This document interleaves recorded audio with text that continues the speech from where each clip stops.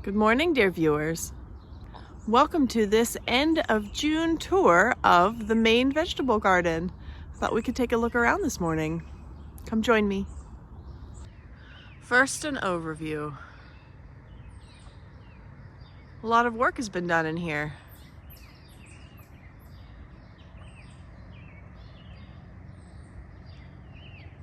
Let's start with the garlic. You can see I've got a really nice patch of garlic. I started this back in October last fall. I've harvested all of the scapes, and as you can see, the tips are starting to go a little bit brown. That means it's starting to put on some bulb size. We're gonna have some garlic soon. I'll harvest these probably mid-July. You can really see the growth habits of the different varieties. This is the German Rocambole. You can see it's a little shorter. Actually, I did put in tags. There we go. Yes. Yes. So this shorter one is the German Rocambole. And then we have the Chestnut Red and Mataki. Korean Red, Wisconsin, Chestnut Red, and the German Rocambole. I think this whole patch here is music garlic, one type. Okay, down here at the lowest bed, I've got Northern White, Georgian Crystal, Pahosky Purple, and what is this one? And Romanian Red. And yes, I confirmed that this middle bed is all music garlic. So, good garlic harvest coming up shortly. Let's see. My long tomato row has been pruned and trellised. Look at all of those. Just the other day. Got some lovely tomatoes on it.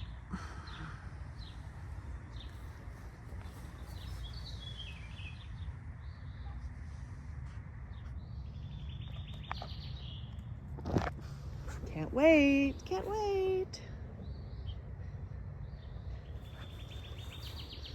I said in a previous video that I've had some trouble with a vole coming through to eat my plants. Some of them recovered enough, and other ones I had to replant. So this is one here that recovered from being munched. And these are two that I just replanted. I replanted a bunch of these, actually. Got a nice sunflower down here. So at each end of the tomatoes, I have these Peruvian ground cherries. And then here, these Peruvian ground cherries, I started from seed last year and overwintered. I wanted to see if they would ripen any faster if they were already well-established plants. So we'll see how that goes. This is my cucumber bed. It's the newest bed. As you can see, it is not full of cucumbers. And that is because the vole has eaten half or more than half. All those used to be plants.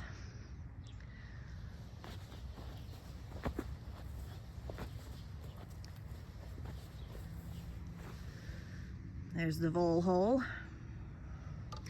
So I've been sprinkling in some repellent. Cayenne powder works great, by the way.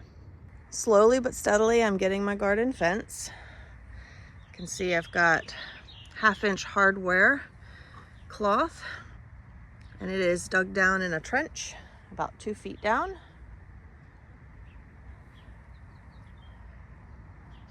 And then once that's all in, I will build an above ground portion. And that will keep the voles out.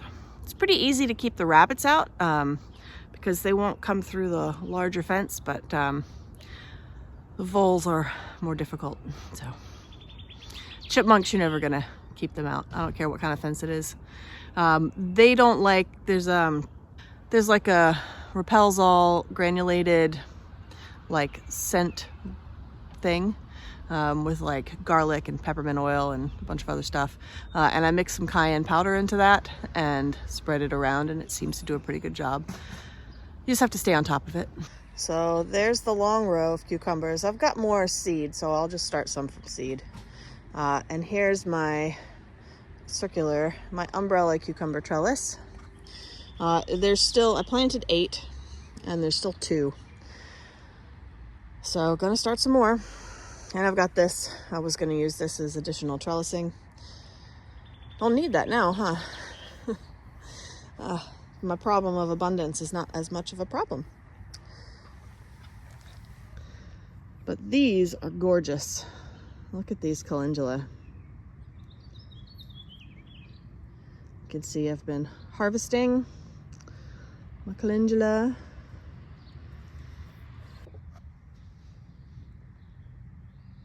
Cucumber.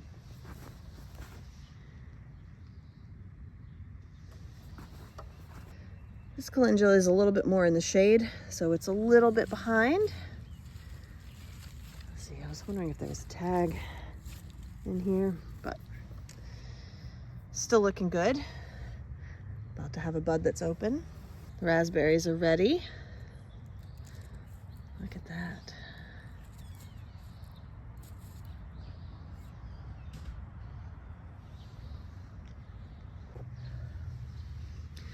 And next to the calendula, I have my dill clumps. I did a hunk of seedlings method. I waited way too long. Ugh, you can't even see them all with the weeds in here. Pardon me. There we go. All right.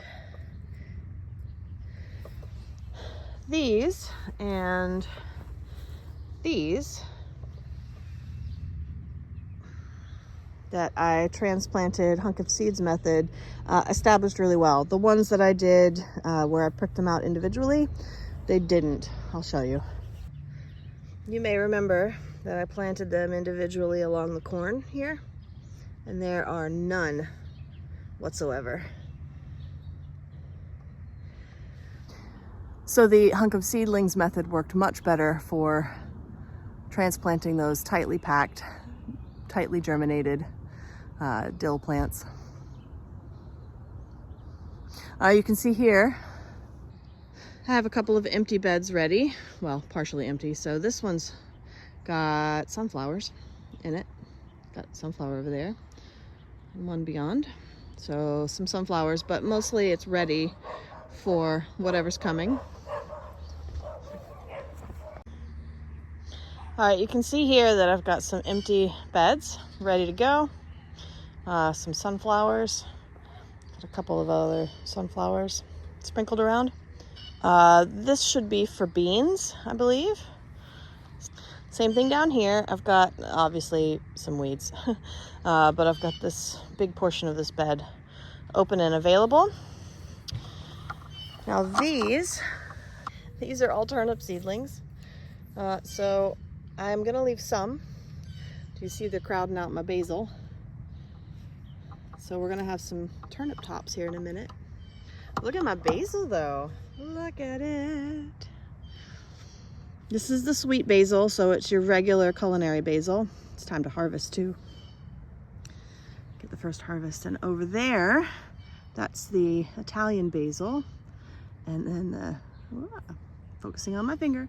And then over there, the Thai basil. Let's go look. I don't know if you can see the difference. The sweet basil has sort of long pointy leaves, and they're a little bit more lanceolate. And the Genovese basil, the Italian basil, has more rounded, sort of wide. They're a little bit wider, also larger. Can you see the difference? And then obviously the Thai basil. The Thai basil looks a lot different. Red stem. Oh, look at that. Flower buds. Look. Look at its pretty flowers. Oh, that just smells heavenly. So I gotta harvest some basil. I do have a little patch here for something. I don't know what that's gonna be. Here's another one of my sunflowers. So behind my long tomato row is my ashwagandha crop. And you can see they've gotten a lot bigger. Here's a good spot to look.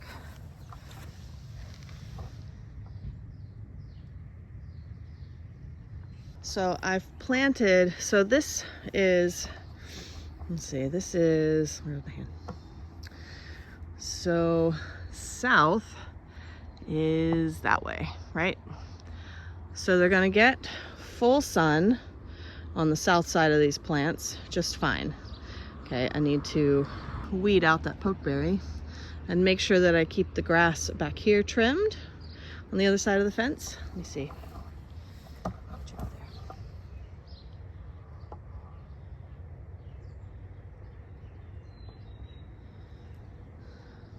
So I gotta keep these weeds trimmed down so they don't block the light. But we should get pretty good light on this side. And I won't need to harvest that ashwagandha until it dies back in the fall, and I'll dig up the root. So the tomatoes will also die back in the fall, so I can move them and get to the harvest. And I think that should be okay. We'll try it anyway. I'm putting some, I have some leftover ashwagandha I'll put up front in sort of regular beds and regular spots. And I can compare. And I got my tomatoes trellised. That's good. This was a good morning of work right here. Getting all that done. I do still have one at the end.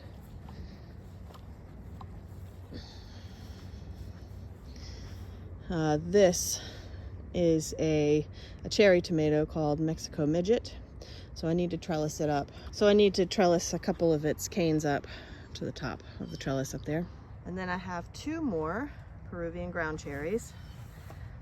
And this would be a bean that didn't germinate last year that just waited until this year. So I got a random bean. It's already climbing.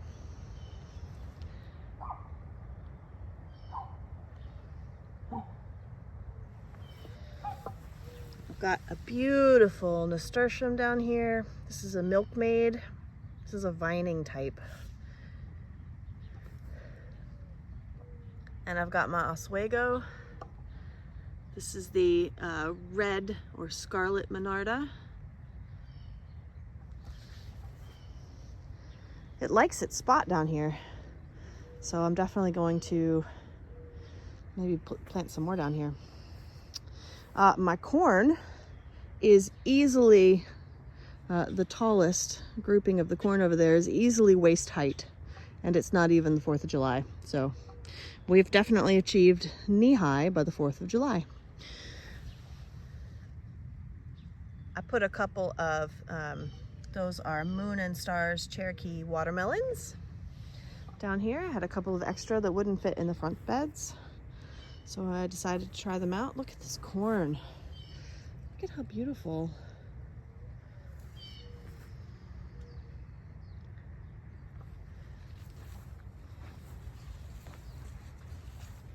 Seriously. Okay, so this is the Golden Bantam. And this is the Aunt May's. Aunt May? Aunt Mary. And I think that this should tassel second. It's a white sweet corn. This should tassel first. It's a yellow sweet corn. We'll see. I've also got an Amish melon down there. That's a cantaloupe. And back here I have a blue Hubbard. That's a large blue pumpkin type winter squash. And I have some, these are Aunt Molly's ground cherries. So it's a different type of Peruvian ground cherry. Wanted to try out a different one and see if it made any difference on ripening time, but look. Might just. It definitely flowered sooner than the other. It's already got a there we go. Okay. And up here, we have my arugula corner. Now it's gotten too hot for the arugula and clearly it's gone to seed.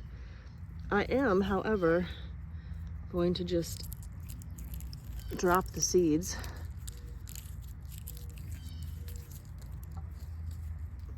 and let it regenerate itself. So this will be arugula corner. And this is my garden sorrel. It's bolted, it's gone to seed, but it'll be fine, it's a perennial. So I'm going to allow it to seed this year. Try to spread the seed back here in this little corner a little bit. I've got some wild arugula. This is not flowered yet, which is good. So I can pick this.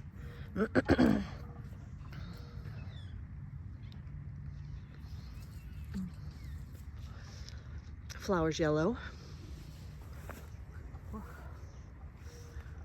Tangy. And up here at the top of the garden, I have the main raspberry bed. Long raspberry row. So I transplanted these raspberries 2 years ago, fall, I think, if I remember correctly.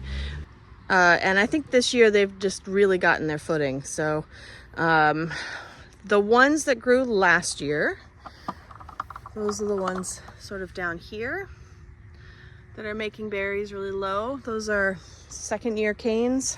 So these first year canes, this is a first year, this cane has been above ground. It will bloom later. It will have berries later this fall. Okay. The canes that came up last year bloomed and berried last year. And they're also gonna make berries this year. And then they'll die back. So these canes, which are second year this year, were in the bed the first year after I moved them. So the root was still trying to acclimate to its new spot. So they didn't grow very big. As you can see, they're pretty short. So that was a first year cane last year. And now second year, it's giving me some early raspberries. So that's what the second year canes will do on this type of raspberry. The first year canes will give me berries in the fall, but you can see how much taller this is. And that is because the roots, the crown, the rootstock is more established in the soil here now. It's been here 2 years. So the point being, I should get lots of tall raspberry plants that I will need to actually hold up with this trellis that I didn't use last year. All right, let's have a little bit of look back here from the back corner, see where we are. Okay, the long cucumber row is way back there. You can see the garlic in the middle, long tomato row here, corn up this side. Okay, so up here, these are my bunching onions, perennial onions, spring onions, whatever you want to call them. I have a red type here, and I have a green type over there. These are red beard, and those are Hashinko. These are Hopi red dye amaranth, so they make you a little quinoa green. I transplanted these tiny little seedlings from somewhere down there where they volunteered and put them here because I knew I wanted to keep at least a couple. Along here I have my squash, summer squash, so yellow and zucchini, yellow squash and zucchini. Let's take a look at how they're doing. But first, take a look at this beautiful quinoa, this beautiful amaranth. Look at it. So pretty. All right. I have not yet trellised these or tied them to my post yet, but I'm going to start doing that here shortly. Probably this weekend before they get much bigger. Look, that one's getting fruit on it already. Yeah, so the yellows are on this side, I think, and all the zucchinis are on that side.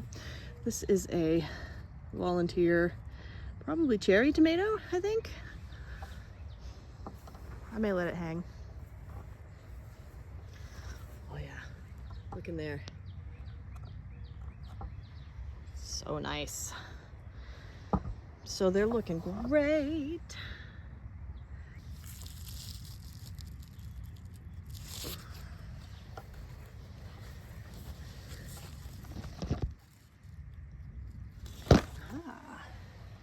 And down at the end of this row, I have leeks. Okay. Leeks on this side, leeks on that side, and they're growing really nicely. So now if I come back to the top, here's my other bunching onions. And this is more zucchinis, I think. Yellow squash and zucchinis. I think I did the same thing. So yellow squash on this side. Let's not have it fall over. Yellow squash. And zucchinis over there. Isn't this a pretty one? Look at that.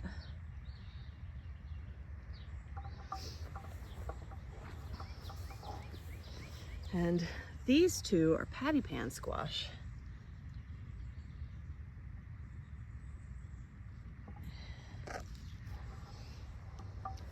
Okay, and at the end of this bed, I've got 3 white sage plants, not a pino, we'll take a look at that in a minute, a creme brulee, I think, nasturtium, a volunteer Diablo Cosmo, and a cayenne.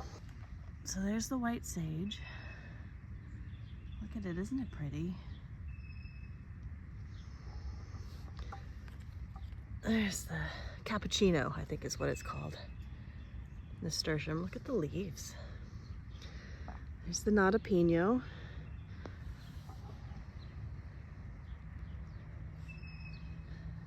Cosmo. And the cayenne. I'll take a minute and back up so you can see it from the side. There's the 2 squash beds. But look at this pathway. I planted this pathway with you in a video. All of these marigolds all the way down this pathway, and I am so pleased at how it came out. Right up here, this is a mix of French marigolds. We have a couple of different color types. And then I have, what are they called? Superhero, and then some red Marietta, and then there's also some creme brulee.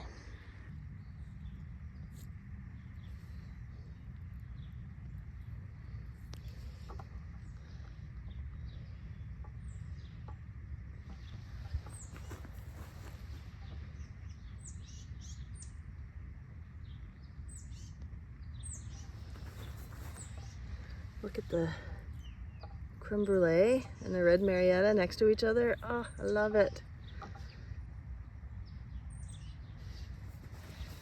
And then the red Marietta next to the superhero. Oh, it's just so pretty. This came out really well. I'm really pleased. And I've got more calendula down here. Very pretty. Calendula. Been harvesting this. Tall enough I had to stake it. And then more marigolds down here. A couple got eaten back by slugs, I think. That's okay, they'll come back for me. And chamomile. It's harvest time for the chamomile. It's a little bit wet right now though, so I'll wait for it to dry off a little bit later. And then down here at the end, I have my Nigella sativa, which gave me beautiful flowers. There. Beautiful flowers. And will give me lots of seeds. I think I need to pull this, stake this up maybe, tie it to the post. That one too. I'll probably do that. Look.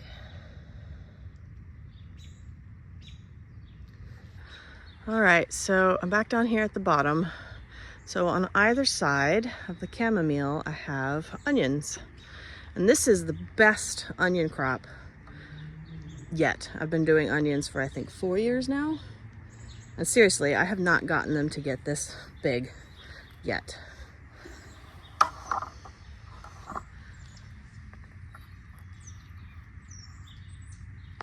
I am super excited for all of these onions. More on this side. Like, seriously.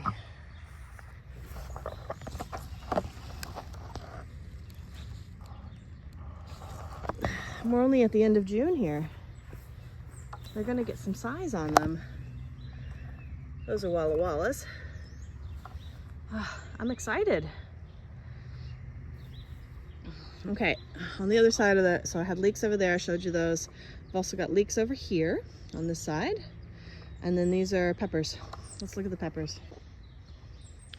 So I have pimento peppers here, and then I have bell peppers in here. These are Diablo Cosmos. These are the ones you can use for tea. I have my safflower crop looking great. I'm gonna collect some flowers. And below them, we've got the celeriac, also looking great. And down at the end cap, I've got some lisianthus. Same thing here, more lisianthus. I've got volunteer dill, and then more peppers. So I've got some Jimmy Nardellos and some Serranos. I think these 3 are Nardellos. No, maybe these 3 are Serranos. And those 2 are Nardellos. I don't remember. These are jalapenos.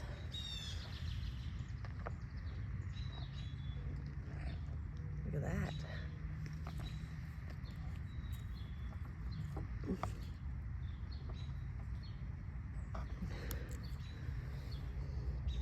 I'm gonna take that one in. One of the things that I heard about peppers is that if you harvest some of the first fruits early, they will then make you more fruits. Look at that. That's a paprika pepper. As are these. These are paprika. No, these are, let's see. Yep, these are also jalapenos. Look at that. Oh my goodness. June's not even over, y'all. I gotta come out here with a harvest. Okay, and then I've got a bunch of different paprika peppers in here and 2 more bell peppers here. These are the chocolate beauty ones. And we're back. All right, up here at the top of the pathway, lining the pathway, I've got some flowers at the end, and then Tulsi basil. That's what I've got in a line down here. And these are the celery. So celery over here and over there. Let's take a look. Look at those snapdragons. Oh, beautiful. And this is a volunteer sativa.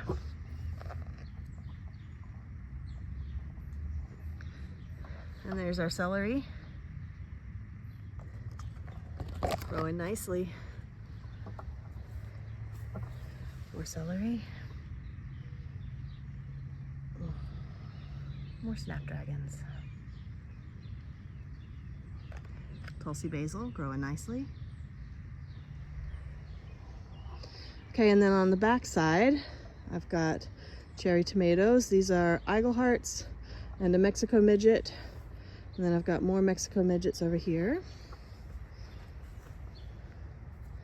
Cornflower, volunteer cornflower. Look, look, little babies, little baby tomatoes. And then down here at the end, I've got some more nasturtiums. Ooh, this one's about to flower. So that's where we are. Here's the cherry tomatoes on either side. Looking good, right? So I've got a trellis here for the cucamelons, or the Mexican sour gherkins. They're still really small, so they're in pots in the backyard. And then I have 3 more ground cherries, 3 bush cucumbers that I'm gonna attach to the poles, a blue Hubbard, and another nasturtium. I'm trying the ground cherries in a bunch of different places in the garden to see what they're most happy with.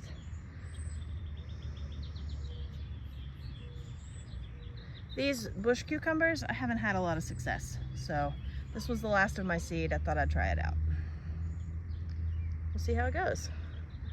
Blue Hubbard in the middle. And a cute little nasturtium down here at the end. So here I am in the middle of the garden. There's the garlic, the empty beds, the long cucumber row, tomatoes all the way down the edge, safflower and celeriac,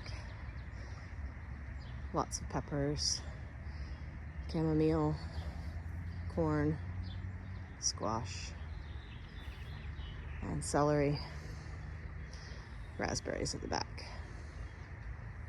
And I have cleared out this top spot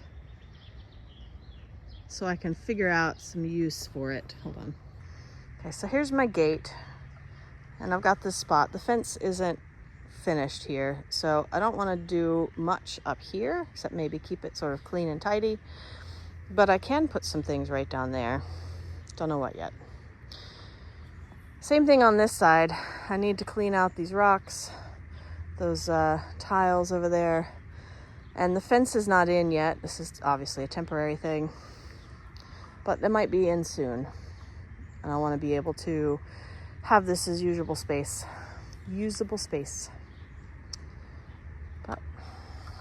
And here's your final look round now that I've showed you what everything is and where it is.